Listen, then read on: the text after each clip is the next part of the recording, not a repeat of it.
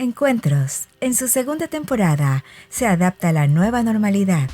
Es un espacio semiformal para el diálogo de temas varios con invitados que comparten sus experiencias a través de esta plataforma.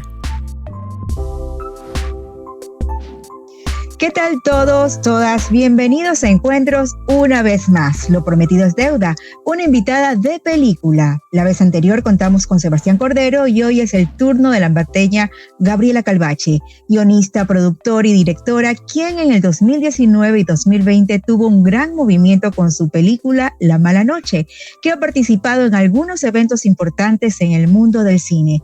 En tu saludo, Gabriela, sería bueno conocer cómo te involucraste en el mundo del séptimo arte. Hola, muchísimas gracias por la invitación y por permitirme esta oportunidad de tener voz y poder contarles un poco sobre mi película. Bueno, yo empecé en el cine casi por accidente. Digamos, yo me vine a Quito, yo soy ambateña, me vine a Quito a estudiar comunicación porque mis padres tenían un canal de televisión pequeñito de provincia y la intención era que yo venga, estudie comunicación, estudie periodismo y me dedique a dirigir este medio. Y ya cuando yo llegué a la universidad me di cuenta que el cine era algo que me daba otra posibilidad, que hasta ese momento yo no tenía idea que existía, ¿no? Que es la posibilidad de poder investigar algo durante mucho tiempo y de convertirlo en algo nuevo, uniendo un montón de talentos y eso a mí me alucinó. Y entonces yo tomé la decisión de no regresar a mi provincia, de empezar a meterme mucho más en el cine y hice un corto que yo creo que fue el gran momento en el que me di cuenta de que yo nací para hacer cine. Y fue cuando este corto, yo soy de Ambato y empezó la erupción del volcán Tungurahua en el año 99, perdón, y mucha gente se fue de baños, y de pronto empezó a haber como robos dentro de las casas, animales que se estaban muriendo de hambre. Era una situación súper crítica y eso un poco me obligó a mí a poner mi mirada ahí, irme a filmar este corto como parte de la universidad. Y después de hacerlo dije, bueno, esto es lo que yo quiero hacer. Y ya luego el corto también fue mi primera experiencia de ir a un festival de cine, porque terminé inscribiéndolo a un concurso en Portugal y fui, gané, y ahí fue también mi primer contacto con el público. Entonces, bueno, pasó en el 99 y a partir de eso yo empecé ya a trabajar en un largo mientras estudiaba en la universidad y desde entonces no he parado. O sea, no ha habido año en el que yo no esté haciendo algo relacionado con el cine. Su primer amor profesional como directora y productora fue con el corto Alerta Naranja en el año 1999. Luego llegaría Alegría de una vez, ciencia ficción de Mateo Herrera, para luego involucrarse en largometrajes y dar el salto a la experiencia del cine, en aquel tiempo aún de forma empírica. En esa misma época empezó a trabajar en festivales de cine para conocer el ambiente. Trabajó como asistente de producción de Camilo Luzurriaga para luego estudiar en España. ¿Cómo fue esa experiencia y qué vino después? Estudiando guión me di cuenta que era muy difícil hacer una buena película si es que tú no sabes dirigir actores. Eso es fundamental. Entonces me fui para Madrid, después de Barcelona a Madrid, a estudiar dirección de actores en una escuela de teatro y entonces volví y está corto, hay cosas que no se dicen, es mi primer ejercicio de ficción como directora después de haber estudiado el trabajo con los actores y el guión. Y es una peli que no tuvo premios, sí tuvo apoyos, consiguió auspicios, pero lo que pasó con esta película es que fue mi primera película terminada en 35 milímetros, que eso, bueno, ahora no existe, y estrenó en Mar del Plata, que es un festival bastante importante. Hizo un recorrido súper interesante de festivales, no tan interesante como mi siguiente corto, pero definitivamente trabajar ficción siendo mujer es de las cosas más complejas, ¿no? La mayoría de directoras son directoras de documental y no quiero desmerecer para nada el documental, pero la ficción es un territorio bastante masculino, entonces para mí empezar a dirigir ficción hace tantos años fue interesante, fue bueno también me dio como la certeza de que lo que a mí me gusta es dirigir ficción, pero que para llegar a hacerlo bien, bien, bien también requieres de mucho conocimiento, de mucha sensibilidad, porque no es lo mismo, recrear la realidad es muy compleja, es lo que quiero decir, es muy, muy difícil. Hay cosas que no se dicen. Fue el trabajo que disfrutó y confirmó su gran deseo de dirigir. Luego vendría En Espera, corto que ganó atención y 9 premios en festivales AAA y que trata del trabajo infantil que partió de una investigación periodística. Conozcamos más detalles. Este corto fue un ejercicio de casi de como permear entre el documental y la ficción. O sea, yo sabía que estas historias pasaban. Yo siempre parto de ejercicios periodísticos, soy súper curiosa y me gusta investigar, pero quería dotarle como de esa frescura del documental en esta ficción, ¿no? Porque todo está ficcionado, ¿no? Los personajes están puestos ahí, digamos. Y sí, siento que es un corto que si tú lo ves, tal vez sea un poco como que no está pasando nada y de pronto vas hilando y te das cuenta de lo que pasa es algo muy fuerte. Y es esta injusticia, ¿no? De ser un niño de una comunidad que está deprimida económicamente.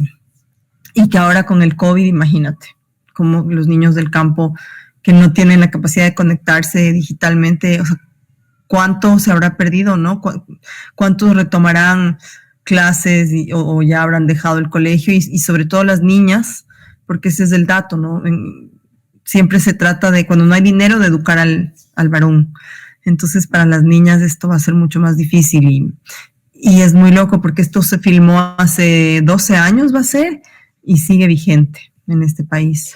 Hay un trabajo interesante de Gabriela Calvache que participó en la Bienal Panamericana de Arquitectura de Quito. Se trata de Labranza Oculta, un homenaje a aquellos que hacen el oficio, los albañiles. Cuéntanos más detalles. Esta es una película muy de arquitectos o de historiadores. Es una peli de nicho, muy boutique, digamos. Esta película se estrenó en la Bienal Panamericana de Arquitectura. Arquitectura de Quito. Sí. Y fue increíble porque, bueno, hicimos un estreno muy grande, había como 500 personas, todos los arquitectos, todas las personas que están interesadas en el centro histórico, además, que es patrimonio cultural. Y luego tuvo un recorrido de festivales más arquitectónicos. Fue como muy, muy por ese lado y estrenó en la televisión de Cataluña, en España. Es una peli que me tardé 5 años en filmarla, porque yo iba documentando la transformación de la Casa del Alabado, que se convirtió en el Museo de la Casa del Alabado, que es de arte precolombino. Y en este tiempo fui siguiendo a estos albañiles y quise relacionarlos con su obra, ¿no? Algunas personas me decían, ¿por qué no los grabaste fuera? ¿Por qué no fuiste a sus casas? ¿Por qué no nos contaste su intimidad? A mí me interesaba ligarlos con la obra, porque yo siento que lo que vi en este proceso, que también fue investigativo, es que a los indígenas que construyeron Quito, muchos de ellos arquitectos, la historia les negó su lugar. Y siempre se los relegaba como o a la pobreza o al hecho de ser indígenas, pero no se les permitía ser parte de la obra. Entonces yo no quería desprender a estos albañiles de su obra, ni meterme en su parte privada, sino siempre ellos construyendo su obra, porque esto es un hecho histórico que se le negó a todos los que antecedieron a estos albañiles. Y es una peli súper divertida, la gente se ríe mucho cuando la mira, los albañiles son súper divertidos, ellos se divierten mucho en el trabajo, hacen bromas, es como un trabajo muy parecido al cine, la verdad, como de mucho orden y de ciertos estatus dentro del cine y de un trabajo colaborativo.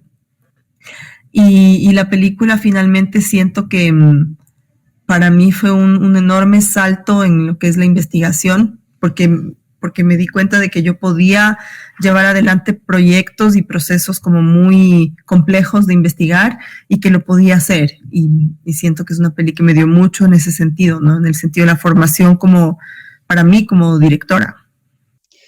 Gabriela sigue involucrada a las causas sociales en su trabajo de cine, como por ejemplo Tierra de Mujeres. ¿Cómo se desarrolló este trabajo en el que también estuvo involucrado el municipio de Quito? La película cuenta la historia de 4 mujeres. Todas han sufrido algún tipo de violencia. Puede ser económica, sexual, puede ser violencia psicológica o incluso de pobreza.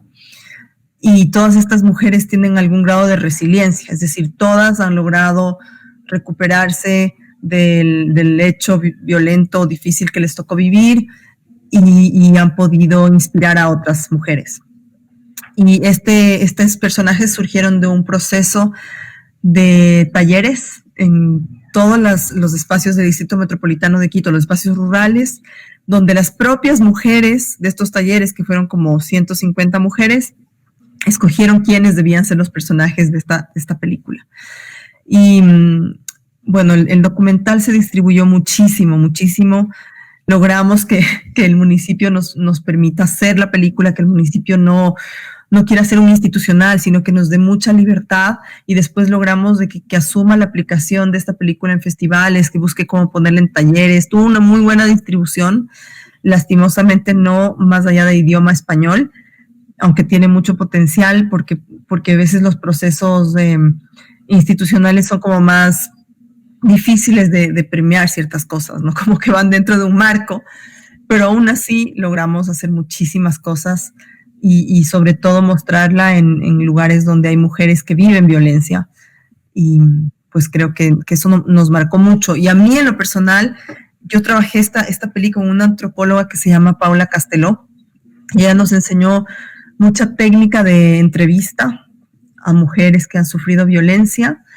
Eran unas entrevistas que duraban 3 horas, por ejemplo, en las que llegábamos y realmente teníamos una relación con la persona a la que le entrevistábamos, donde dibujábamos su vida, donde íbamos año a año haciendo una descripción muy detallada, una biografía muy detallada, no solo de lo que había vivido, sino de los lugares en los que esta persona se había desarrollado, para poder pensar en locaciones y demás. Y luego esta misma manera, esta misma fórmula de entrevistar, yo la tomé para La Mala Noche. La apliqué en la ficción, haciendo que los actores en personaje asumieran todo este desglose minucioso de su vida, ¿no? Entonces sí fue una película que me dejó a mí mucho, porque yo estoy desarrollando otro proyecto y lo acabo de volver a usar. Entonces sirve mucho. Bueno, se nos quedan algunos trabajos en el tintero en esta primera parte, pero debemos dejar tiempo para ahondar en La Mala Noche, que consolida a Gabriela Calvache como una directora de gran peso en el mundo del cine. Así que ya regresamos. Encuentros es un espacio semiformal para el diálogo en temas culturales, artísticos, patrimoniales, sobre la ciudad y la sociedad que la mueve. Los invitados son amigos académicos, profesionales, personajes y protagonistas que comparten su experiencia, cada uno desde su área. Aprovechamos las herramientas tecnológicas para llegar a ti, a través de estos encuentros. Bueno, regresamos ya a esta segunda parte para conocer a Gabriela Calvache, ya como directora de esta gran producción, como lo es La Mala Noche, que ha estado en la antesala de Oscar, ha estado también nominada para Goya, para Ariel, y ha recorrido alrededor de 27 países. Cuéntanos más de esto. Sí, La Mala Noche fue un regalazo que me hizo la vida, que me lo sufrí mucho también, no fue fácil. Fueron casi 9 años de trabajo arduo, de ser productora y directora mayoritariamente. No tengo un compañero productor que también me acompañó. Fue muy difícil levantar el presupuesto que esta película requería por el tipo de proyecto que yo quería hacer.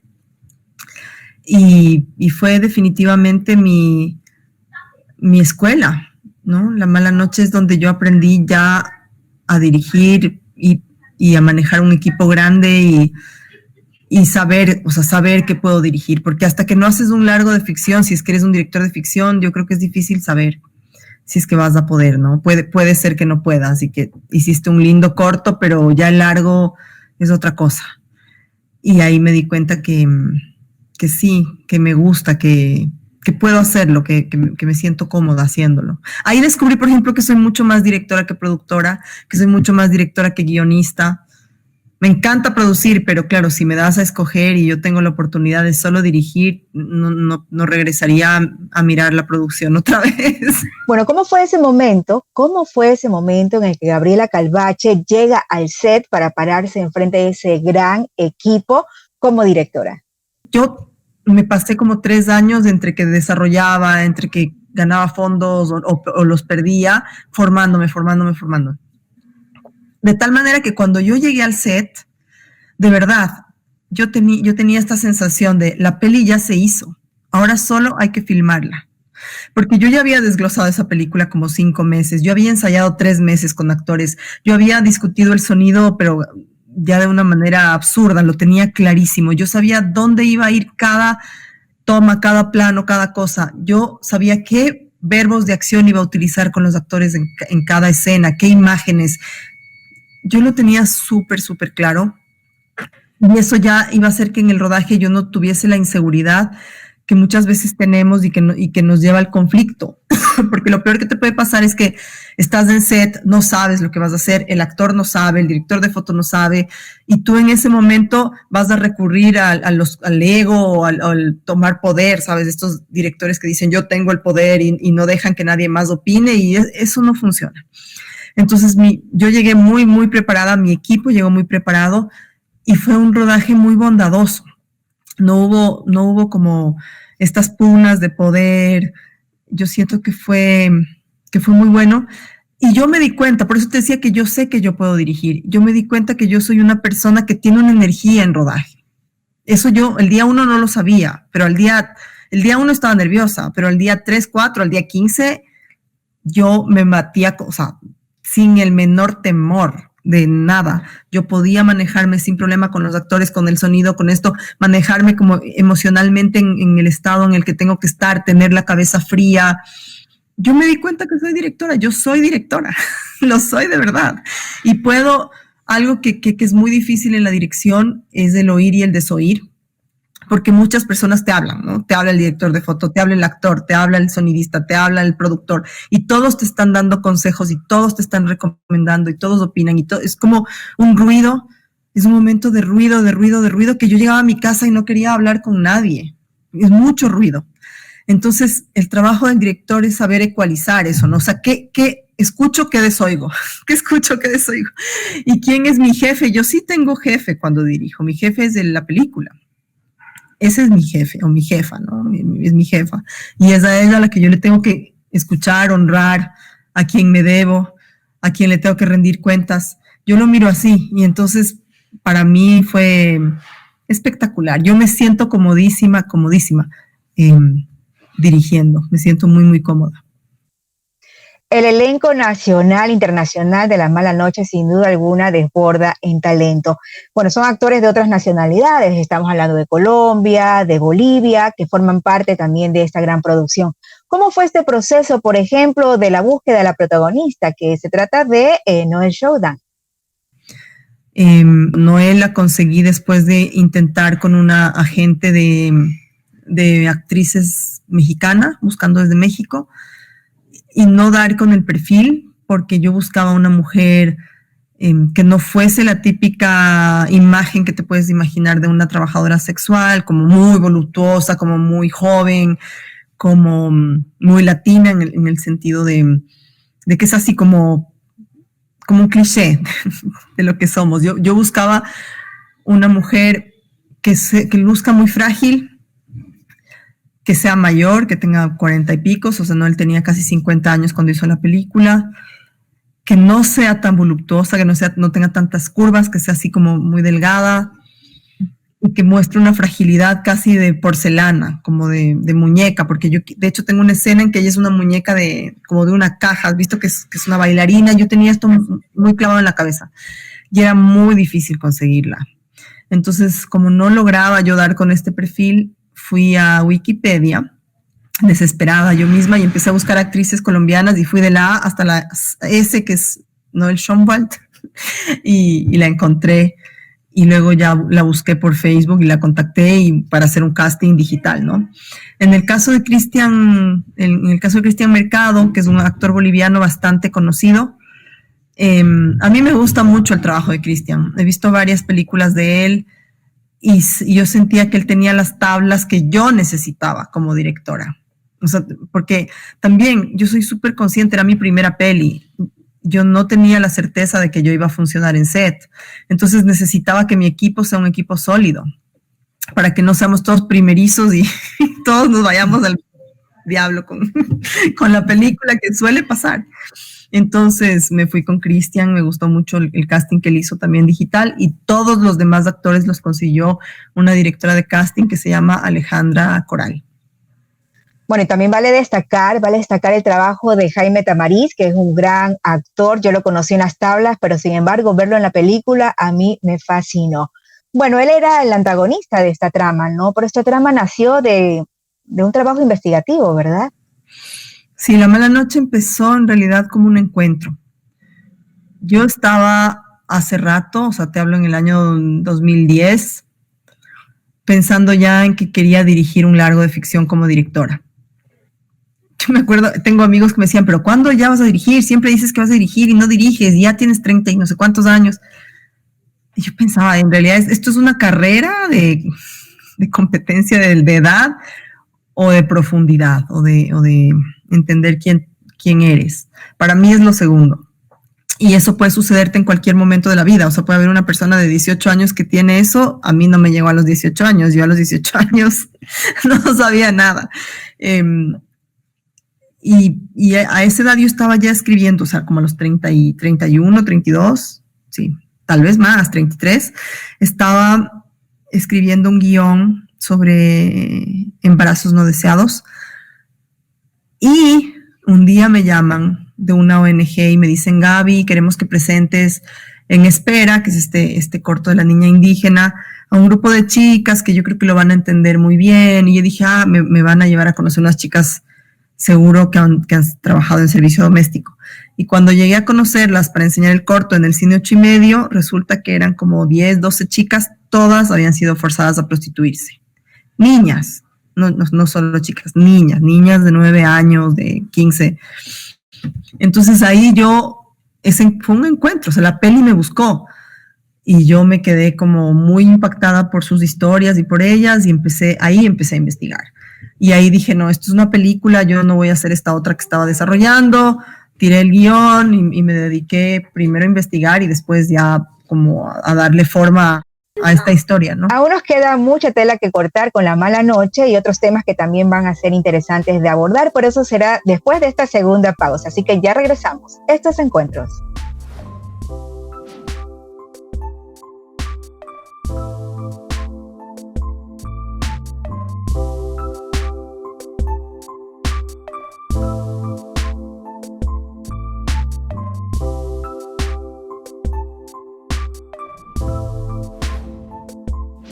De regreso con Gabriela Calvache, ya hemos conversado de la trama, acerca de los personajes principales, ahora podemos conversar del proceso de financiamiento, un tema muy difícil en nuestro país. ¿Qué puertas se abrieron para La Mala Noche? Claro, La Mala Noche, aparte de esta oportunidad que ha sido para mí, es una película que estrenó en marzo del año pasado en un festival muy bueno que se llama South by Southwest. Es un festival, es el festival más grande de Estados Unidos.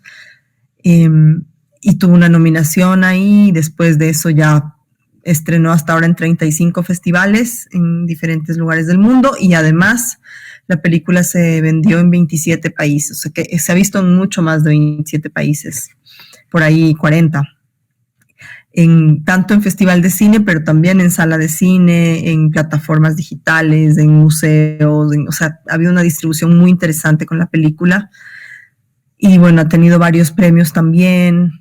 Para mí ha significado como una cercanía con el público también, porque todo el tiempo no he parado de recibir mensajes, mails, me dejan mensajes de voz, me escriben.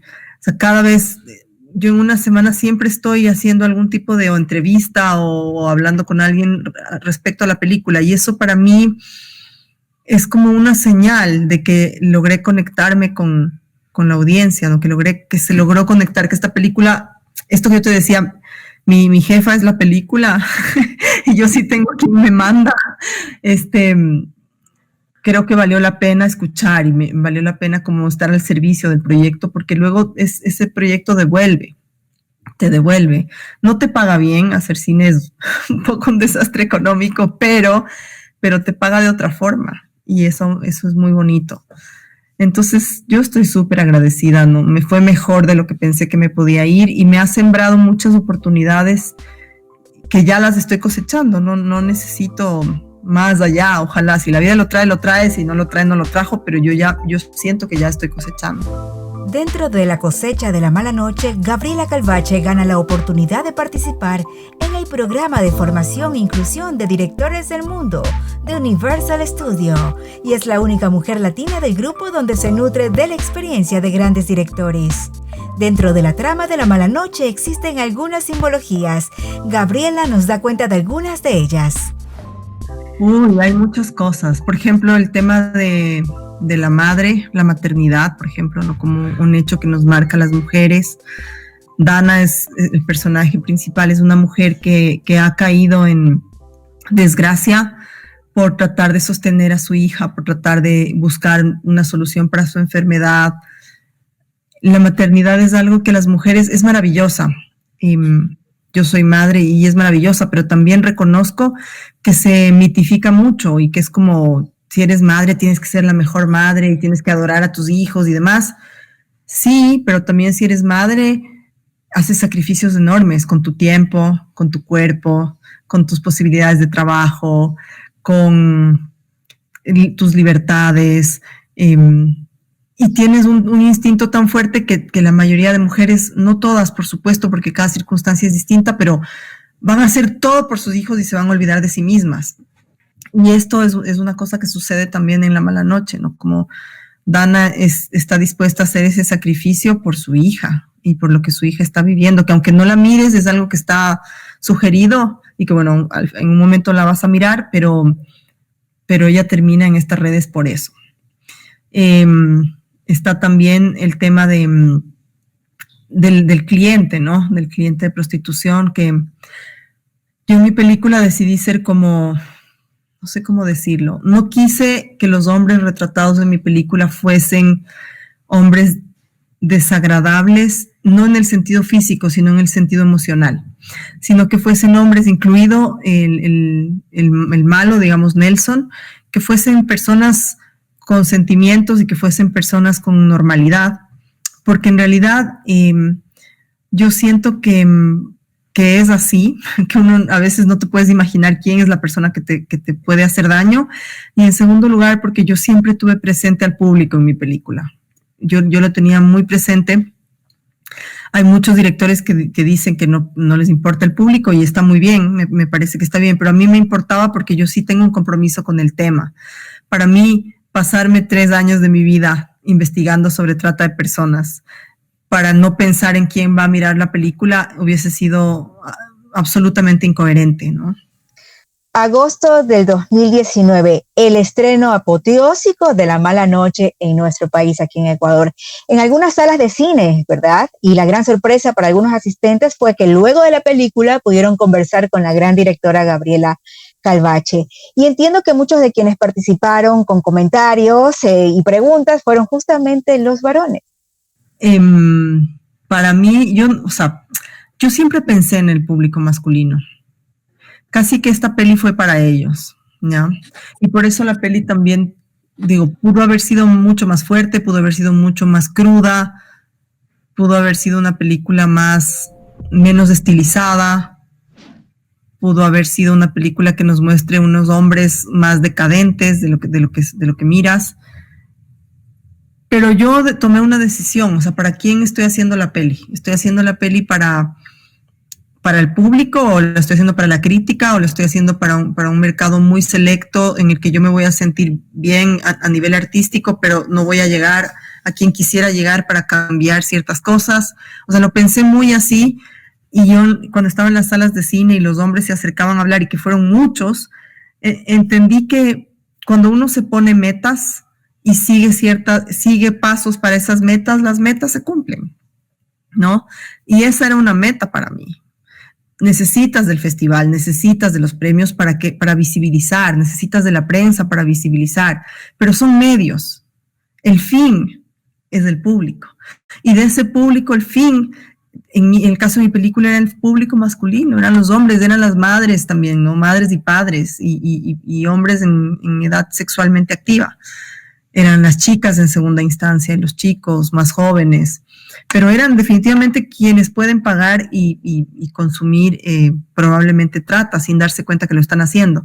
Entonces sentí que lo que yo había hecho era lo correcto. O sea, me puse al servicio del tema, pero con un fin más allá, mucho más allá del cinematográfico, mucho más allá del antropológico, sociológico, mucho más allá incluso de hacer por ejemplo, yo porque muestro a Dana tan guapa y a veces con ropa como provocativa y dices, bueno, estoy tal vez cometiendo el mismo machismo que reclamo. Yo lo pensé, no soy ninguna tonta, lo tenía súper claro, pero yo sabía a quién quería llegar con esta película. Yo sabía cuál es la carnada que lanzas para que atrape, ¿sabes? Y para después dar el mensaje. Yo lo pensé muy así y creo que funcionó. La Mala Noche fue nominada por la Academia de Cine de Ecuador para los premios Oscar y Goya, en este último con candidatura como Mejor Película Iberoamericana. Días antes de estrenarse en Ecuador, se conoció que La Mala Noche fue reconocida como la mejor película internacional en la edición número 25 del New York Latino Film Festival de HBO, ganando además la mención a Mejor Directora Emergente de Minneapolis, y la lista sigue. En esta parte de encuentros, es necesario preguntar cuál es la diferencia de la Gabriela Calvache que empezó su carrera de cine en 1999 con la Gabriela Calvache de La Mala Noche. Uy, esa pregunta está fuerte. Yo soy otra persona, sí. La esencia no cambia, yo creo que en esencia uno es lo que es, ¿no? Pero hace 20 años yo era tal vez una persona mucho más pura en el sentido de emocionarme del cine, tenía como un sueño el cine, una pasión así desbordante y una energía muy grande. Ahora veo el cine de una manera mucho más práctica, ¿no? Es como me levanto, desayuno, me siento, hago esto, almuerzo, estoy con mi hija, hago esto, me acuesto y mañana será otro día. Hace 20 años yo soñaba, respiraba, hablaba, veía películas todo el tiempo. Era como esa cosa de la juventud, ¿no? Y de me voy a comer el mundo. Trabajaba mucho de una manera más empírica, mucho más. Le daba mucho tiempo a mis amigos, mucho tiempo al cine, mucho tiempo a hablar de cine, discutir cine. Era muy, muy social. Soy mucho menos social ahora.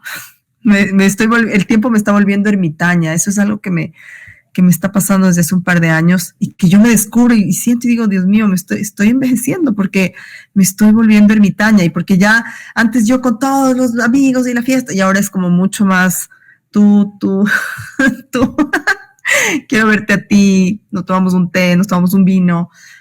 Y también con el cine me está pasando eso, ¿no? Que me vuelvo, estoy más vieja, pues entonces cuando uno es más viejo te das cuenta del tiempo, de la importancia del tiempo, te das cuenta del tiempo, es eso, de cuánto tiempo tienes para hacer cosas. Soy madre, tengo hijas, mis tiempos son otros. Entonces ahora sigo teniendo una pasión desbordante por el cine, pero de una manera muy práctica, súper práctica, como que sueño menos, hago más. En tiempo de confinamiento, muchos trabajaron en proyectos. ¿Cuál harás realidad cuando ya nos vayamos desconfinando? Bueno, yo durante la pandemia hice un corto porque me invitó un productor colombiano a quien admiro mucho, muy bueno, muy conocido, a ser parte de un corto hecho por varios realizadores latinoamericanos sobre la pandemia y sobre la percepción de cada uno en pandemia, y yo decidí contar mi relación con Xi'an, sus reflexiones sobre la muerte y Guayaquil, y también contar Guayaquil.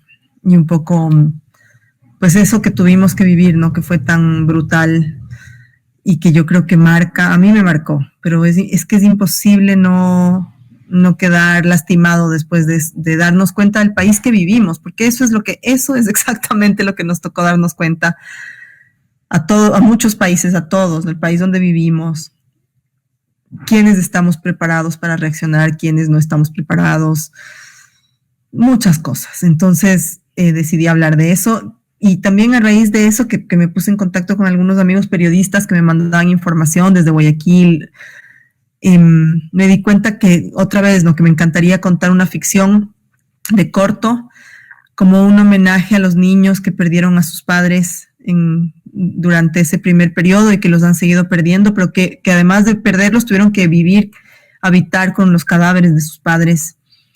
Y hice un guión de un corto además de género, es terror infantil, y ahora estoy produciéndolo. He conseguido una compañía coproductora en los Estados Unidos, estamos desarrollando el proyecto, empezando a buscar fondos. Estoy muy contenta con este proyecto. Y también estoy desarrollando como productora una película que se llama Transmutación. Es la historia de una amiga que descubrió que tiene cáncer un par de semanas antes del confinamiento, y entonces estamos como generando el guión, desarrollándolo, a la vez que documentando el proceso de lucha contra el cáncer de mi amiga, ¿no? En esta parte final, querida Gabriela, nos gustaría escuchar un consejo para aquellos jóvenes estudiantes de cine. Yo creo que uno no tiene que ponerse trabas. Ya vivimos en un país lo suficientemente racista, lo suficientemente clasista, que si tú no eres la persona que ha tenido la mejor educación, las mejores oportunidades, el mejor apellido, automáticamente te vas a ver como empujado a que no te vaya bien. Pero eso no es así si es que tú realmente haces un esfuerzo. Este es un mundo de privilegios, y obviamente hay quien tiene más privilegios que otras personas. Yo tuve el privilegio, sobre todo, de tener padres que me amaban y que me apoyaron. Y eso es un privilegio mayor que el privilegio económico. Pero claro, después también, gracias al trabajo de ellos, tuve un privilegio económico y luego escolar, y eso no le sucede a todo el mundo. Pero en un mundo globalizado como en el que estamos ahora y donde hay mucha información, la educación está en nuestras manos. Y se los digo de verdad. Yo pude haber estudiado en la mejor universidad o la más cara que hay en este país, pero no por eso tenía la mejor educación. La mejor educación me pasó a mí cuando yo decidí por mi propia cuenta estudiar y formarme y tomar cursos y llamar a las personas que creo que tenían el conocimiento. No tengan miedo, láncense y sepan que si aman esto lo van a lograr. Me quedo con estas últimas palabras emotivas, mi querida Gabriela. Me encanta esta entrevista, una entrevista en la cual has demostrado tu gran calidad de ser humano, sin egos y pues muy generosa. Así que muchas gracias y bueno, tenemos que sacar adelante este país, cada una desde lo que ama hacer, en tu caso el cine y en mi caso el periodismo. Así que pues también aprovechamos para conmemorar con esta entrevista este mes especial de las mujeres. Bueno, también saludos a todos nuestros amigos que nos siguen desde Estados Unidos, nos siguen desde Australia, Francia, España y desde Guayaquil. Un cálido abrazo también a nuestro director, el arquitecto Schubert Cordero, quien está en Barcelona. Esto fue Encuentros, una producción de Sinergia Medios Digitales. Hasta pronto. Encuentros es un espacio semiformal para el diálogo en temas culturales, artísticos, patrimoniales, sobre la ciudad y la sociedad que la mueve. Los invitados son amigos académicos, profesionales, personajes y protagonistas que comparten su experiencia, cada uno desde su área. Aprovechamos las herramientas tecnológicas para llegar a ti a través de estos encuentros. Encuentros, en su segunda temporada, llega a ustedes gracias a la confianza de organizaciones y marcas que valoran el trabajo profesional de Sinergia, productora de medios digitales. Y estos son Fundación María Guare, organización sin fines de lucro con 30 años trabajando por los derechos de la mujer y la familia. Conocerás más de su gestión en sus redes sociales. La Culata, el mejor espacio gastronómico en pleno corazón de la Córdoba. Conoce su variado menú en su fanpage, @laculatagye. Pronto Food Shop, el mejor servicio en piqueos y deliciosos postres. Contacta sus servicios a través de sus redes sociales. Vive la experiencia de Sinergia, productora de medios digitales. Encuentros es un espacio semiformal para el diálogo en temas culturales, artísticos, patrimoniales, sobre la ciudad y la sociedad que la mueve. Los invitados son amigos académicos, profesionales, personajes y protagonistas que comparten su experiencia, cada uno desde su área. Aprovechamos las herramientas tecnológicas para llegar a ti, a través de estos encuentros.